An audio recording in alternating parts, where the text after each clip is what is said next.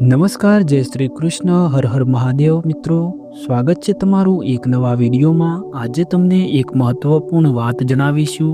મિત્રો, આપણે વાત કરીએ ઘરમાં પતિ પત્ની વચ્ચે ઝઘડો અને પૈસા નથી ટકતા તો સુધારો. આ 3 આદતો ગરુડ પુરાણમાં એવી 3 આદતો વિશે દર્શાવવામાં આવી છે.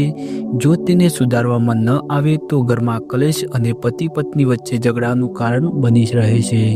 સામાન્ય લોકો ગરુડ પુરાણ વાંચવાથી ગભરાય છે, કારણ કે ગરુડ પુરાણને કોઈના મૃત્યુ બાદ વાંચવામાં આવે છે. હકીકતમાં ગરુડ પુરાણમાં મૃત્યુ બાદ થનારી ઘટનાઓ વિશે વર્ણન કરવામાં આવ્યું છે.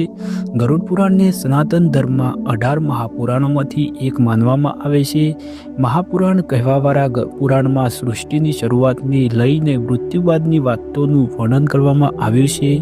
તેથી જ લોકોના જીવન સાથે જોડાયેલી તમામ વાતોનું મહત્વ પણ આપવામાં આવ્યું છે, જેનું પાલન કરીને મનુષ્ય ઘણી બધી સમસ્યાઓથી બચી શકે છે. ગરુડ પુરાણમાં એવી 3 આદતો વિશે દર્શાવવામાં આવ્યું છે.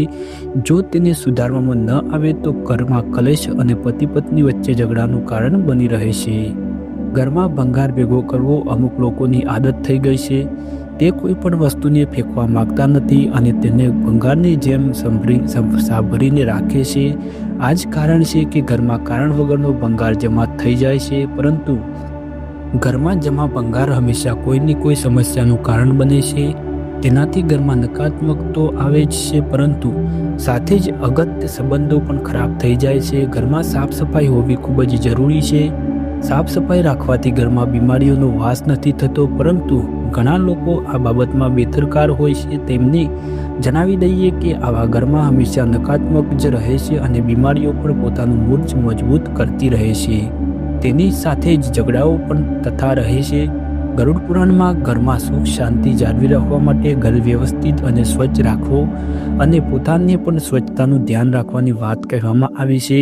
તમે ઘણા લોકોના ઘરમાં જોયું હશે કે રાતે જમી લીધા બાદ એઠા વાસણો રસોડામાં સાફ કર્યા વગરના પડ્યા રહે છે, પરંતુ તેના કારણે ઘરના સદસ્યો વચ્ચે પરસ્પર તકરાર થતી રહેતી હોય છે અને દિવસને દિવસ ઝઘડાઓ વધે છે. જણાવી દઈએ કે ઘરમાં નકારાત્મક ઉર્જાથી બચવા માટે આ આદત બદલી નાખવી જોઈએ અને એઠા વાસણને રાત્રે ધોઈને રાખવા જોઈએ.